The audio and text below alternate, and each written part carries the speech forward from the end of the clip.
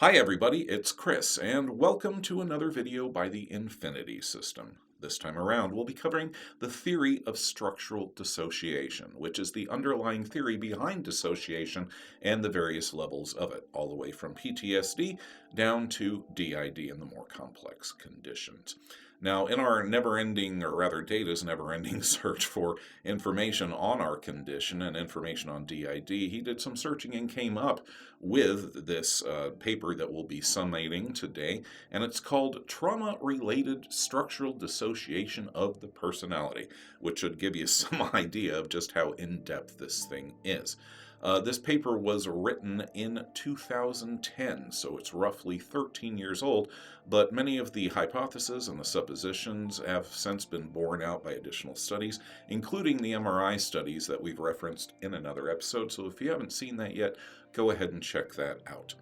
But Data went ahead and took this paper and summated it down into a Cliff Notes version, which we've then taken and rearranged a little bit for much better flow. The paper itself is extremely academic and in-depth, and they do cross-reference information a lot and cover the same thing multiple times in order to make their point. So hopefully we've arranged it where it'll make a lot more sense and it will flow a lot better.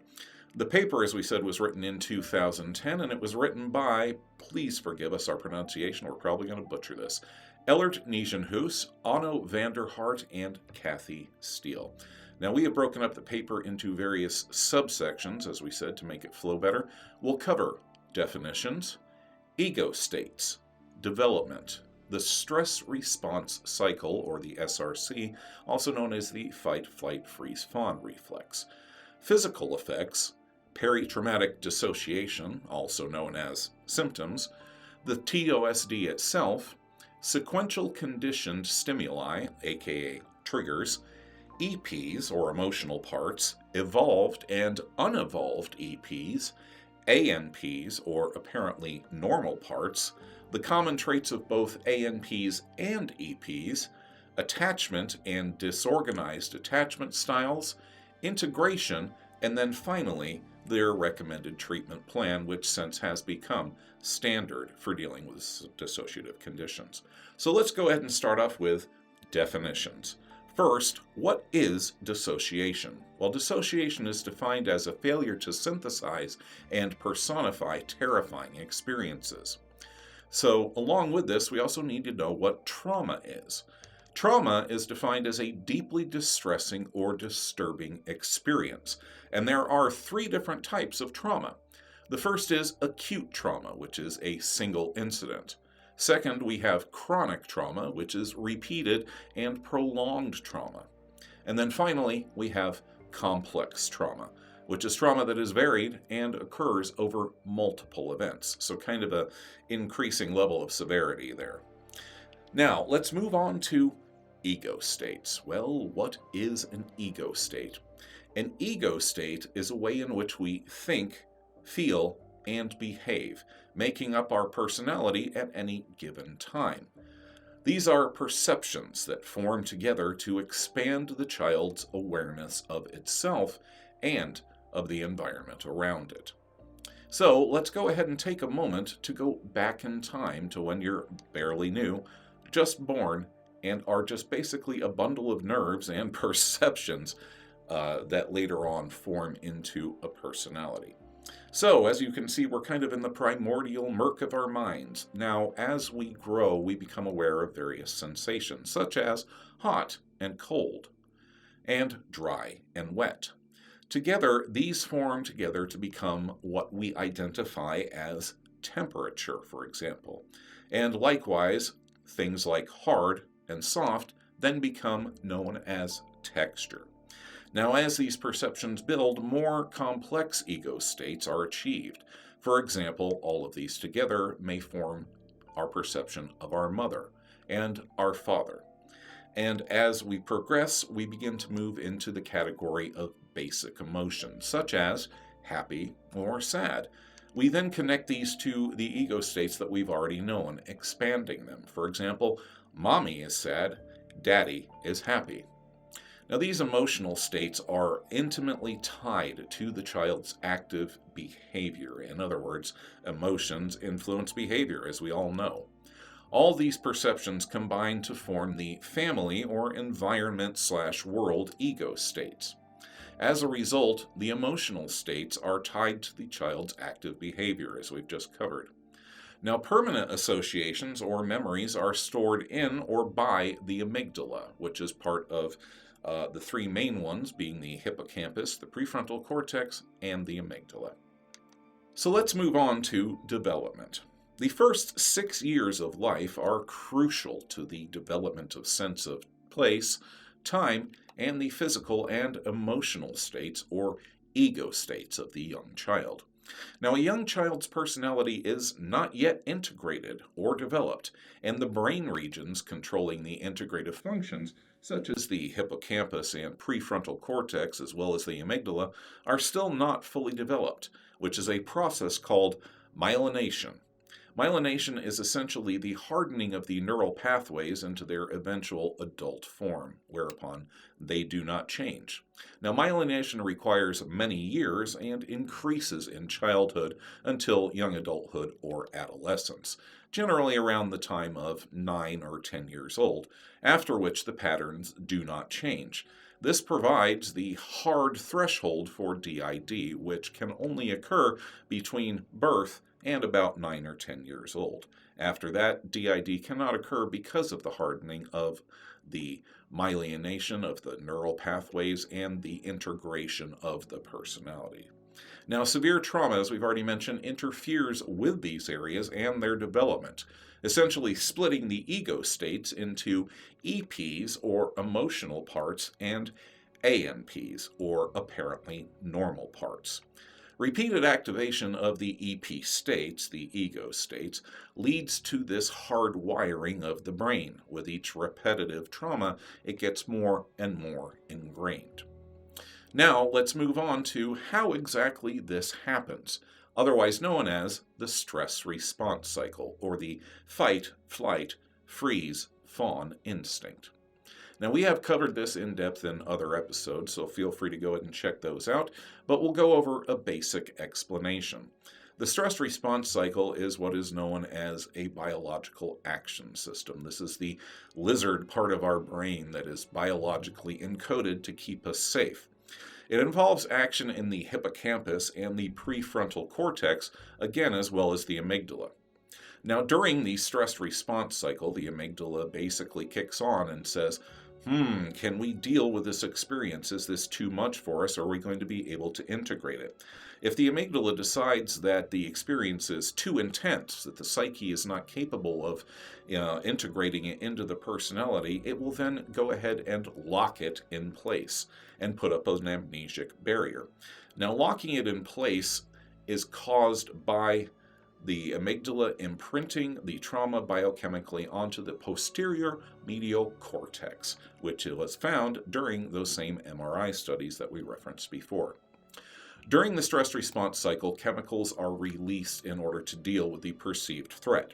The primary ones being adrenaline and cortisone in order to boost your reflexes and get you going. This is the stuff the adrenaline junkies love. And on the other side, the endogenous opioids, which are designed to dull your pain receptors in order to pump your body up so that you can deal with the threat that you're currently experiencing. Now, interestingly enough, PTSD sufferers can experience flashbacks upon additional activations of the stress response cycle and an increase in the adrenaline levels. Adrenaline and related chemicals affect the memory encoding and memory and storage process, as well as memory retrieval.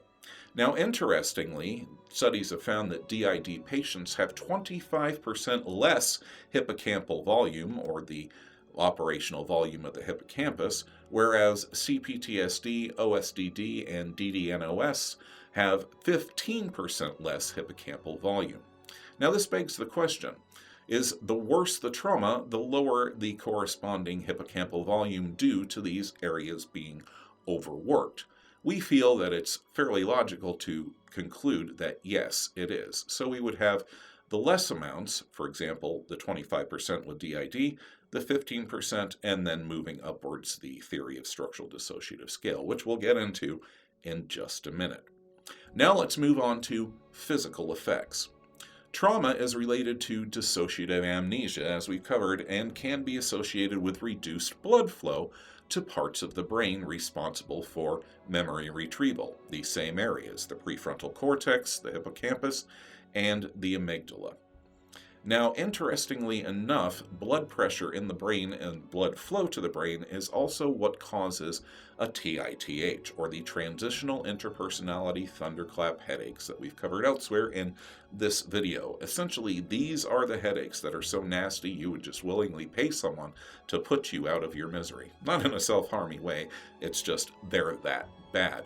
Basically, these are caused by fluctuations in the blood pressure in your brain. As you hard switch or undergo a rapid switching process, the blood pressure levels will change, causing these severe headaches and possibly triggering an embolism or stroke. So these are very serious things. You should not take them lightly. Go ahead and check out that video again for much more detail on them than we are going over here. Now, correspondingly, ANPs and EPs have different levels of cortisol and norepinephrine, or the adrenaline, with EPs having a higher level than the ANPs. This is a direct result of the stress response cycle and the needs of it being encoded in that memory engram on the posterior medial cortex. Sorry, brain fart there, literally. Let's move on to peritraumatic dissociation, also known as symptoms. Now, as we've covered before, the worse the trauma is, the worse the symptoms are. But these are also dependent upon the intensity and duration of the trauma, as well as the frequency and repetition of the traumas. Now, there are two types of peritraumatic dissociation, or symptoms. You have the psychoform, or mental symptoms, and the somatoform, or physical symptoms. These can include feelings of unreality, known as derealization. That's not happening to me. A disconnection with yourself or your self-image, depersonalization, feeling like a robot. And of course, the last, disconnection with the body entirely, which is called dysmorphia. Another effect is known as an OOBE, or out-of-the-body experience. These are those strange experiences where you feel detached from your body, as though you're observing it from some distance outside. Generally for us, it's somewhere back here. You also may experience tunnel vision and numbing, which is called analgesia, and coming from those endogenous opioids we covered before. You may also experience motor and movement difficulties, which are directly tied to the trauma, and again, the stress response cycle, the fight, flight, freeze, or fawn instincts. If you're freezing and fawning, chances are you're not going to be moving so much, so you may experience an involuntary paralysis later upon recovering or re-experiencing these memories. Now at this point, let's go over the Theory of Structural Dissociation scale itself. Now, the first thing to understand is that trauma survivors alternate between re-experiencing the trauma, or the emotional part, and being detached or unaware of the trauma at all, which is the apparently normal part. This pattern of alternation between the two generally starts after a period of relatively calm and normal functioning. What triggers it is what is known as a life stressor event, which is a stressful event that happens within your lifetime, such as a birth, a death, a marriage, moving, any of those type of experiences that cause an upset to the system and may trigger these actual symptoms. Now, ANPs and ANPs are both what are considered action systems, being those systems that are tied to evolutionary and social patterning. The EP, or emotional part, is tied to the evolutionary survival system. Again, the stress response cycle, or the fight, flight, freeze, fawn instinct. You see how important this process is. Now, the ANPs, on the other hand, are tied to daily life functions, such as performing daily tasks, exploration of the environment around you, resting and sleeping, eating and drinking, and interpersonal communication, and also reproduction and caretaking. So there is a clear division between the two, with the ANP being unaware or completely amnesiac of the EP state. Now, the theory of structural dissociation divides these into various categories depending upon the severity of the trauma. First, we have a primary structural dissociation, which is one ANP, or apparently normal state, and one EP, or emotional part. This is commonly known as PTSD, post-traumatic stress disorder, and can happen to anyone who has had an intense trauma. Now, moving on downwards from this, we move to secondary structural dissociation, which is one ANP and many EPs, or repeated or acute traumas, as we covered earlier. These are the conditions such as C-PTSD, which is complex PTSD, BPD, and OSDD. Now, there are a couple of subdivisions that we were unaware of that we found in going through the paper, which help to explain what some people may consider to be polyfragmentation. These are known as sequential secondary structural dissociation, which is where you have EPs subdividing into more EPs, or a polyfrag system. In our case, for example, Christopher D., who is an EP, throughout the course of time, and particularly one incident in particular, then subdivided into Jack, John, Mimi, and Julie. So we have a fragmentation of one EP subdividing into other EPs. Now, these subdivisions tend to be in order of time, or the space where the EP came out, and severity of the traumas itself. Now, along with this, just to make things even more interesting, we have what's known as parallel secondary structural dissociation, which is where EPs have subdivided within the same moment in time and trauma into both experiencing EPs and observing EPs. In other words, you have one EP who is experiencing the event and another who is observing it at the same time, literally, splitting your perception where you're seeing and experiencing from both halves. We've experienced this ourselves, and let me tell you, the human brain is not normally meant to do this. Now, in some heavily traumatized systems, some EPs may be both sequential and parallel, as we've just explained. So, secondary structural dissociation, things get a lot more complex. Now let's move on to tertiary structural dissociation, which is where you have many ANPs and many EPs. This is known as Dissociative Identity Disorder, or DID. Now, DID also contains sequential and parallel EPs, as secondary structural dissociation does.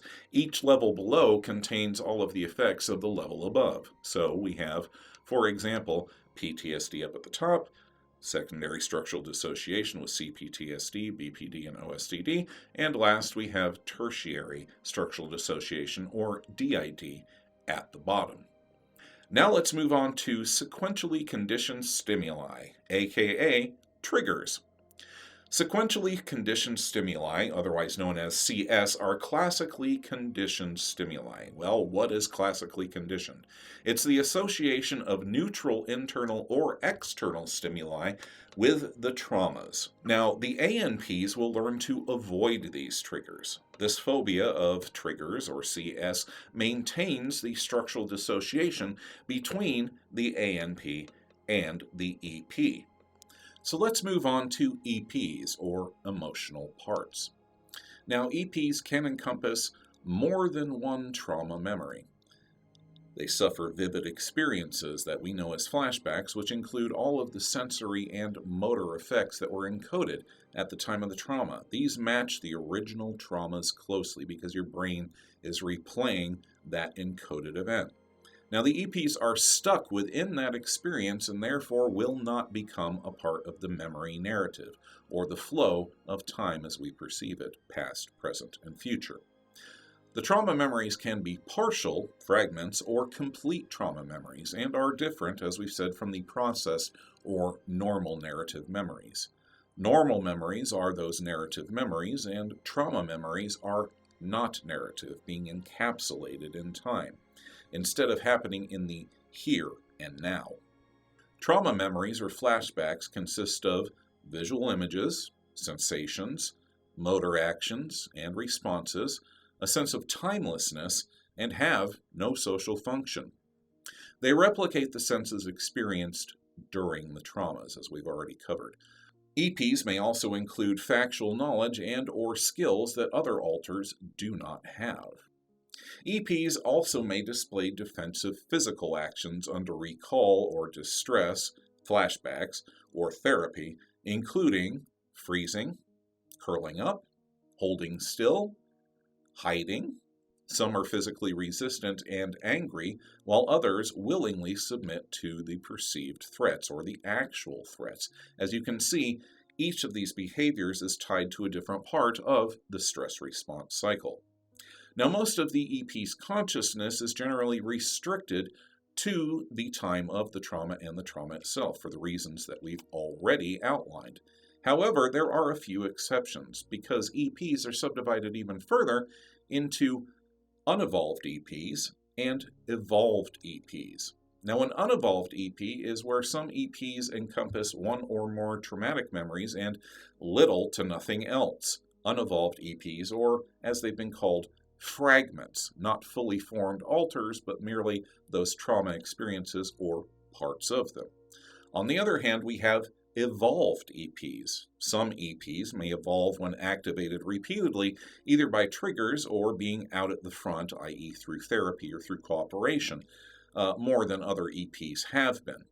These EPs can have needs or wishes outside of the trauma memories, essentially becoming evolved as a person and becoming aware of current things that fit within the range of their experiences and identity. A good example of this would be Mimi.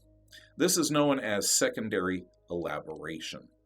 Now, basically, the way this works is when Mimi is out, she's aware that she's a 13-year-old girl and she is aware of the fact that she is in the future as it was. But to her, she is basically stuck in 1983 to 1984.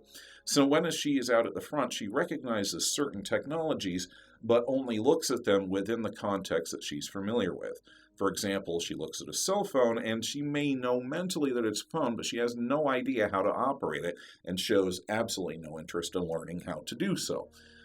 There have been many examples of this, whereas she has spouted out facts about 1983, 1984 that we have had to go and double check later, and yeah, she's dead on because these are within her specific time period. However, whenever she tries to bridge that gap and make that full consciousness jump from past to present, she gets what we've already talked about before, one of the TITH or transitional interpersonality thunderclap headaches, because her brain, our brain, or her memory pattern at that time can't make that jump into the narrative memory category. So, secondary elaboration. Now, ANPs may still avoid the more evolved EPs due to the fact that the trigger phobias, the CS, and effects cannot be accurately predicted. Kind of a wild card. Okay, this EP could flip out at any point in time. We must avoid them, must avoid the EPs. So the ANPs may be either accepting or more than likely resistant to the presence of the evolved EPs. Now, the EPs, the evolved EPs, and the regular EPs themselves will also avoid the triggers and develop a phobia of them. So let's move on to the ANPs, or apparently normal parts. Now, the ANPs do not actually form during the trauma, but later in response to aspects of daily life that trip those CS triggers. Now, the ANP fails to integrate the traumatic experiences, more or less remaining engaged in normal life activities. They actively avoid the trauma memories and may experience detachment, numbing, partial or complete amnesia. Any knowledge of the trauma or EPs lacks any personification, i.e., this didn't happen to me. Now, the ANPs are subject to passive or active influence from the EPs, a subject that we've covered in another one of our videos, so go ahead and check those out if you're not familiar with it already. These can take the form of hearing the EPs' voices, seeing the EPs' figures visually, and so on and so forth. An irresistible impulse to buy ice cream at the supermarket, and form of ice cream that you know that you don't like. That's one of the EPs leaking out and sending that passive or active influence to you. For our part, we first experienced active influence when Christopher decided that he wanted to front one day, and hell or high water, he was going to do it, and he was literally able to force his way to the front. We had no idea that he could do it, but boy, he could, definitely. So, now the degree to which an ANP appears normal may vary widely, and many may function for years before the EP intrusions interfere in their functionality. Now, these intrusions or flashbacks consume a lot of time and energy for the EPs. They may cause sudden inexplicable pain or discomfort, which is a somatic symptom, as we've already covered, and they generally follow a fixed course of events, the memory encoding and responses. They cannot be interrupted generally or only with extreme effort. It is really, really tough to pull yourself out of a flashback because you are there while you're also here at the same time, depending upon how intense it is.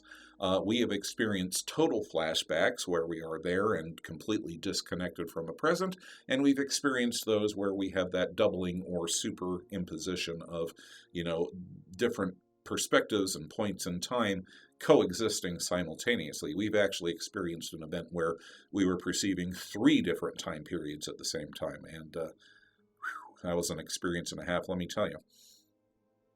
Now, these can be either complete memories, as we've covered, or only certain aspects of the trauma, including the sensations and motor responses experienced during the time of the trauma. Now, ANPs will respond strongly to any threats or cues that may reactivate these trauma memories or cause a flashback, and will avoid these triggers if at all humanly possible. Now, ANPs use 2 different types of avoidance in order to accomplish this. Passive avoidance, which is refraining from actions that might cause the CS triggers or flashbacks to occur and prevent confrontation by, say, for example, withdrawing, a passive action. The active actions generally include dissociation itself, or an active avoidance of things like places or people that are related to the trauma, objects or emotions, and again, the inner voices of EPs and other ANPs as well, if they're co-con. Now, most ANPs will evolve into a detached lifestyle that relies on their avoidance of any intimacy or emotions, anything that might be a trigger, and will then choose instead to concentrate heavily on work or hobbies and activities, subconsciously keeping themselves busy in order to avoid the trauma memories. Now, again, this avoidance is achieved by physical distancing, excessive work, and unfortunately, on the worst scales, substance abuse and bodily self-harm. What the body is looking to do and the ANP is looking to do is to avoid the triggers as well and also satisfy the needs of the stress response cycle that was encoded at that point in time. Because of the way that the trauma is encoded, it's encoded while the stress response cycle is still taking place, but before the closure of the stress response cycle loop, therefore leaving it permanently switched on. So you're constantly being flooded with the adrenaline, the cortisone during a flashback, and particularly as well during normal life, this will spill over. So it becomes a thing where you're constantly winding up tighter and tighter and tighter and tighter, and you have that need to fulfill and close the stress response cycle, which is where chemical dependency and self-harm can come into play. Again, we've covered this in another video, so go ahead and check that one out if you want. We're referencing a lot of other videos, but we have covered a lot of this much more in depth in those videos as well, so go check them out. Now, ANPs may also, curiously, become phobic or avoidant of other ANPs in the system, and this avoidance may be based on unresolved trauma issues or conflicts with the other ANPs. Now, this avoidance may be due to the existence of a non-co-ANP or other ANPs that they don't happen to agree with. We have to plead a mea culpa on this. For example, Rosemarie not getting to come out and record as much as she would like to because I, another ANP, am intensely uncomfortable with surrendering the front in order to let her do that, because that involves her getting dressed up in the things that she likes to wear so that she is much more comfortable in and of herself. There is that separation between me in my basic black and her in her, wig and outfit and the apron and everything. It is profoundly uncomfortable for me to conceptualize that and more to go ahead and do it, because number one, it's weird. We were raised that way. And number two, it's weird. So actually, in going through this paper, we hit that part in the paper and we kind of went, oh, that's why we're so avoidant. So yeah, there's a great case in point for you there. Now, this is a rare exception, but more stressed and fragmented systems under duress may create new ANPs in order to deal with relatively minor problems or minor stressors. But again, this is the rare exception and not the rule. So that's basically all about ANPs and EPs. But now there are a few commonalities that they have. So let's cover both ANP and EP commonalities. Both have different senses of self, obviously caused by the encoding. The ANPs have that amnesic barrier and the sense of disconnection. That didn't happen to me, but they are tuned into the modern world and the narrative memories of that, whereas the EPs obviously are again locked within that time of span when the traumas occurred, particularly in the cases of acute or complex traumas, where their memory might be a little bit longer. This, we hypothesize, might lead to the age sliding that some EPs present, again, covered in another video. Now, both ANPs and EPs display different psychological and biological responses to the trauma memories.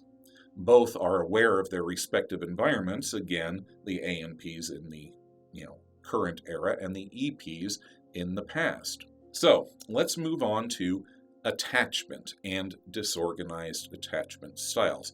So what is attachment? Attachment is basically how you relate to other people in your life, primarily your parents. Now, there are 4 different types of attachment styles. There is secure attachment, ambivalent attachment, or anxious or preoccupied attachment, avoidant/dismissive detachment, and disorganized attachment. Both ANPs and EPs, unfortunately, may be attached to their abusive parents or caregivers due to the sectioning off. The EP may be completely afraid of mommy or daddy, and the ANP may, unaware of that trauma memory, may also be attached to them without realizing the underlying trauma. It's a little bit to get your head around. Now, the trauma generated by those same caretakers early in life causes the disorganized attachment. Basically, the process runs like this. There are concurrent or rapid succession activations of the attachment, it's safe, I can depend upon this person, I can love them, and then the defensive systems, again, the stress response cycle, with attachment being mommy loves me, I'm safe, and the defensive or stress response cycle going mommy is angry and is a threat, I'm not safe. So this back and forth between being a source of comfort and a source of threat causes the disorganized attachment because the child is never able to integrate the two. It interferes with the attachment process and will likely continue throughout your life to affect adult relationships, both social and personal. So this is something that you need to be aware of, disorganized attachment, which ties closely with integration, which is defined as the continuing execution of a set of mental functions or actions. Now, this occurs in 2 steps. Synchronic synthesis, or within the moment, which relies on the internal and external forces, and diachronic synthesis, which happens over the course of time. Now, these may include your various experiences, knowledge that you may have, functions that you fulfilled during that point in time, but both are essential in order to adapt to events, particularly traumatic events.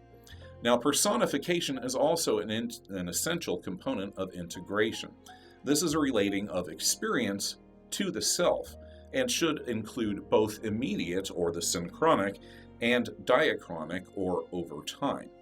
It provides a sense of continuity and, again, of narrative flow. This includes a vision of oneself in a professional and social manner.